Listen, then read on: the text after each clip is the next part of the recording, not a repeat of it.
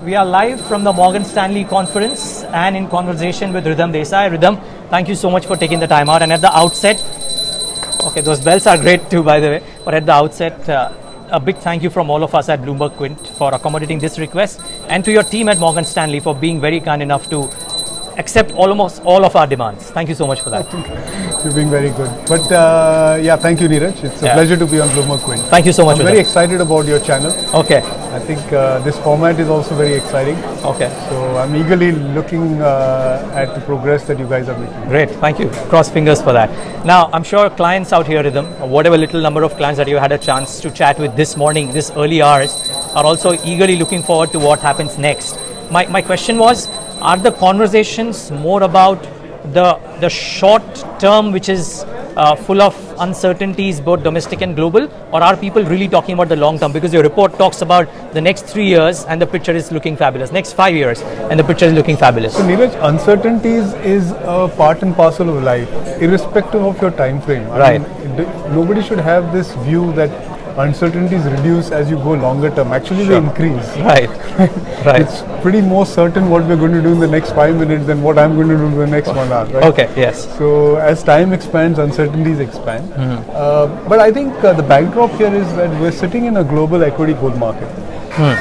Let's not mistake that. We characterize this as a late stage bull market. Growth everywhere in the world is improving, including India. Right. Now, one argument, and for which I think you had a different view. I was reading your very interesting note, the title at least, Rhythm versus Rhythm. Yeah, this came in I think couple of months back. And if I'm not wrong, one point that you made was that because we are not at extremes, don't look at P multiples or valuations, because valuations will not determine what happens to the markets. Would you want to elaborate on that? Did I read it wrong? No, so Neeraj, the challenge is that valuations for market calls play a role only at extremes. Right. So it's very easy if the market is trading at 5 or 6 times book to say this is overvalued, walk out. Right. At some point in time it will correct. If it's trading at 2 times book, it's very easy to say buy it, take a little bit of pain in the near term, but you will eventually come out good. Right now we're right in the middle of that range, around 3.2, 3.3 times book. Yeah. And I use book multiple because earnings actually are depressed. So PEs are misleading. Misleading. Slightly. Okay. If you want to use PE, then you have to normalize earnings. Okay. If you normalize earnings, PE ratios also sit in the middle of the range. Okay. India is actually at the low end of its range versus US equities, which you would consider as the bellwether equity market in the world. Versus emerging markets, they look a little rich, but then India has much superior growth and return on capital than EM. And versus bonds, actually stocks are still very attractive. Right. The bond multiple is about 15 times. Yes. Yield is 6.6. Yeah. The equity multiple is 17 times. So you would naturally go and buy equities. There's coupon growth and there's coupon beyond 10 years. So equities look certainly more attractive than bonds. If you're choosing between the 10-year bond in India and equities as an asset class, I think you want to buy equities.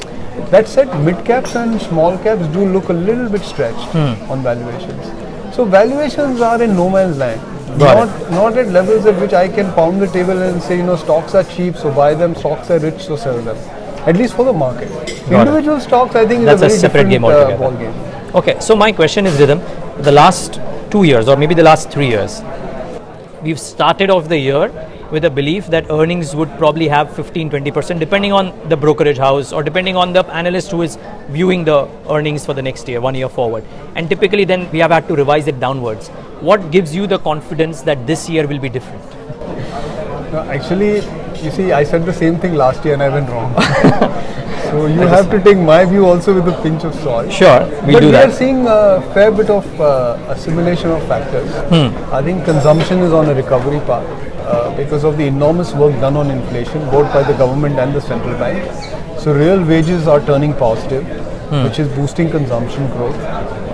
We've seen fair bit of repair work on infrastructure. So infrastructure spending as a percentage of GDP is about to hit new highs. Right.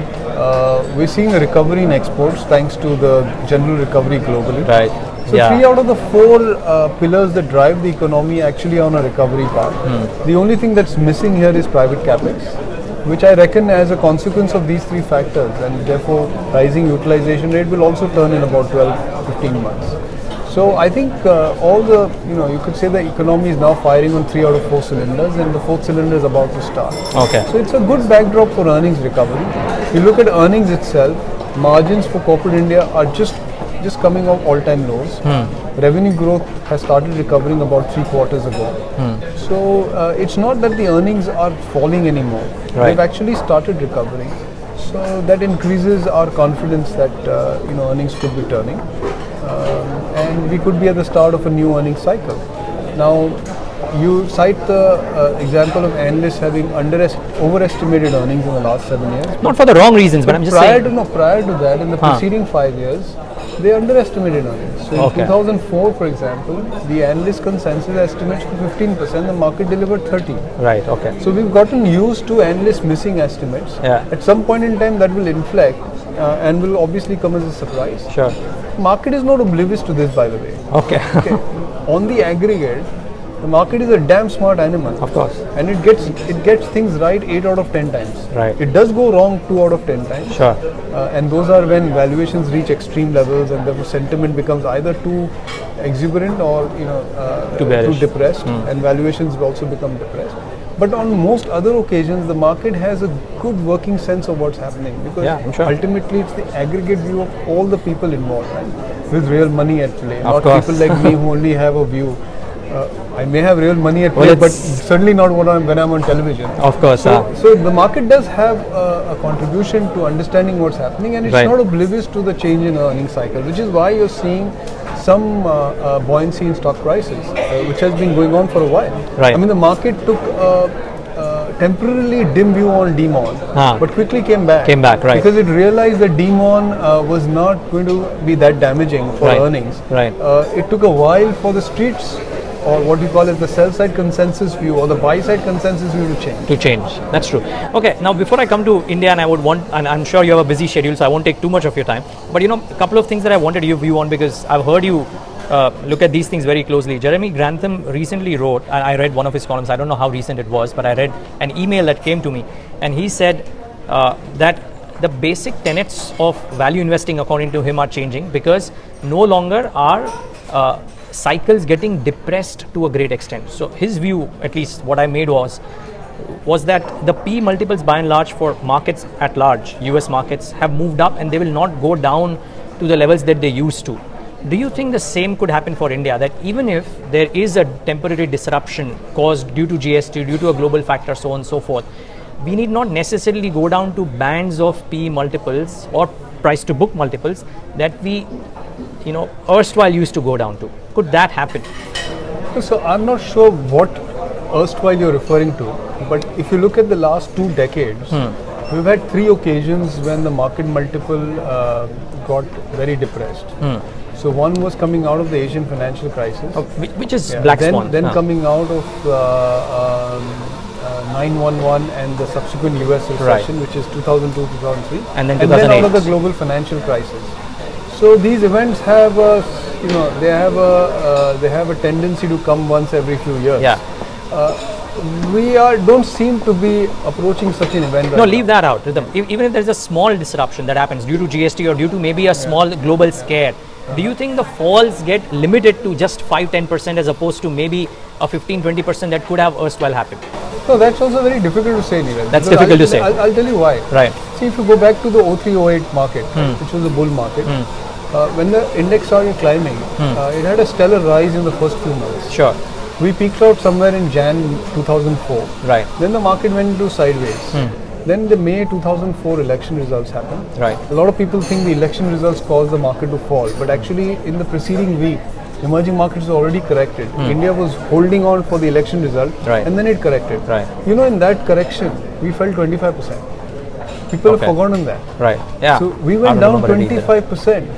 Okay, in the middle of a raging bull market, a lot of people became so skeptical and basically sold and went away. So it's difficult to predict when that can happen right now. And from there again the market went up. Sure. We had 20% corrections on a regular basis. Okay, 3-4 of them.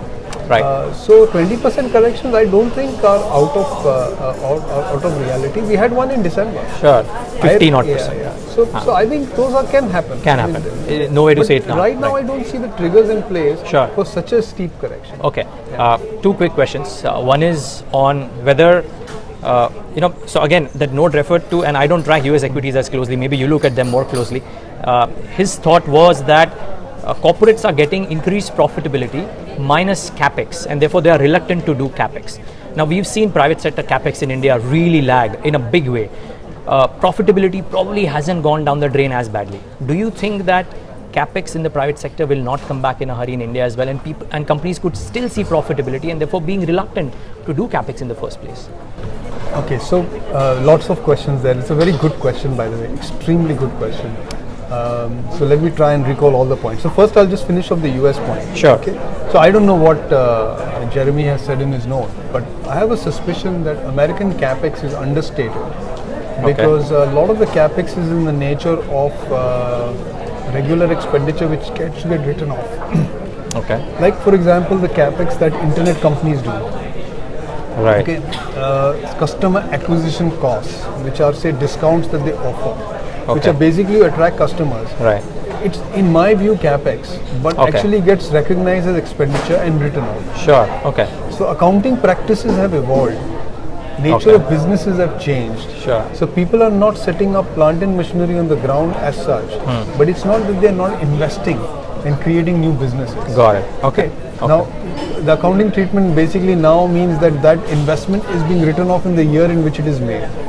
So it tends to understate capex. Okay. So because I can't imagine that without investing you can grow your earnings. Got it. There's no magic formula like that. Okay. And if you hit upon such a magic formula, be very worried that you are being misled. Right. Then you come to Indian companies. So you made a couple of points there. So first is profitability of Indian companies is not going up. It has been on a decline for the last 7 years. Return on equity has collapsed. Okay. Yes. We're back to the previous lows. Right. In fact, we went through the previous lows last year. Right. So there should not be any view out there that Indian returns are doing okay, and therefore companies don't need to invest. And go back to my first point. There is no magic formula. There isn't. Where you can actually grow without investing. Right. Now come back to the point on private capex. So the previous cycle had an enormously large private capex, and the number reached about 18% of GDP in 2008. If you analyze the number bottom up, half of that number, which is 9%, came from two sectors: refining and steel. Okay. Now it's unlikely in the foreseeable future that companies set up new steel and refining capacity because there's a fair bit of excess capacity around the world. Right. So you take 9% out, then you're left with 9% as the remaining capex that happened in India. Sure. That number is now down to 6. Got it. So private capex is a third of what it used to be, 2/3 of the non-steel, non-refining level. Can this number go back to 9 in the coming 3-4 years? I think it's quite feasible. Sure. Will it go back to 18? Probably not in a hurry. New sectors will come. Sure. New businesses will invest. Steel and refining will get replaced by internet, by logistics, by what have you, by infrastructure. Sure. By the way, government spending is already approaching peaks. Right. The last peak was 9.5%. We're probably going to cross that this year. So it's likely that the government capex will gain share in aggregate capex and may replace some of this private capex as well. Sure. So I would not obsess about the breakdown between private and government. I look at the aggregate number. The aggregate number, last time around peaked at 27 odd. Today it is sitting at about 15 plus, and it has a fair bit to go before it climbs to the previous peak, and it will take a little while. But can it go to 20% in the next 3-4 years? I think it's fairly possible. Okay, I've taken 20 minutes or 19 minutes, last 2 questions, and then we'll call it a day, or call it a morning at least. I would love to be a part of the conference later on. What is it that you think will drive earnings growth? And again, I'm not talking about FY18. I'm looking at your big picture view, 5 years, because of earnings compounding 20% CAGR, the markets could go. What will lead this? Would it be the leaders of the last 6 to 9 to 12 odd months, or could there be newer leaders coming to the fore? Your question is from a sectoral perspective? Yes, thematic, sectoral, whatever. So, there are only 10 sectors, right, and you can break them down in granular fashion. My view is that consumption, discretionary consumption, will be at the forefront, and the other one will be financials. Okay. And infrastructure will be the third player in this. This doesn't mean those are the necessarily the sectors you buy. Sure. Because the question will be different, or the answer will be different when you ask me which sectors to buy. Right. But I think these could be the big drivers of growth in the coming years. I see fundamental change happening on the household balance sheet. Households are more amenable to borrowing money than ever before. So they will advance some of their future consumption, because when you borrow, you are advancing future consumption. So I think consumption will surprise on the upside, especially discretionary consumption, which is what you do when you borrow money. Of course. Which includes housing, which includes household effects, which includes kitchen appliances, a host of things. In fact, now banks and non-banks are willing to lend even to do your hair up, do a hair transplant, and to buy rock show tickets and all sorts of things. Right. So these are all in the nature of discretionary consumption for India. Yes. Right? For India, everything that's non-food is discretionary. Okay. So non-food and clothing. Okay. So there's a fair bit that could happen there. As a consequence, financials will benefit because that loan growth will drive financials earnings. But they're not cheap. See, cheap and expensive is a function of future cash flows. Okay. Not what the multiples are. So you would say the public sector banks look cheap. Yeah. The private sector banks don't. But actually, it's the other way around. Because private sector banks are the ones that have better return on capital and better growth prospects. Sure. Okay. Public sector banks are constrained for capital and therefore will struggle to grow. Okay. And struggle to improve their ROEs from their current single digit levels. Sure. So I would argue actually that is a function of future cash flows. Very hard to tell unless it's very obvious because the multiple is extremely elevated, which is not the case. Got it. Okay. Last question, Ridham. Yeah. Where is the dark horse in this? I mean, we all love looking for dark horses. Just wondering. Are you betting on a dog? Are you betting on a dark horse? Anything? So we've been overweight technology, and we've added to that, and it's been going down. So maybe that's the dark horse because I think the market is very pessimistic. I see US capex turning, and therefore I think some demand in the enterprise sector will come back. The structural story is still bad, but there could be a bit of a trade there, which could surprise us. So far it's not worked out, but let's see if it works out in the second half. Okay, great. Ridham Desai, thank you so much for your time. Really appreciate it. And a big thank you from us to your team as well. They've been very helpful. Pleasure is all ours. Thank you, Neeraj. Thank you so much, Ridham.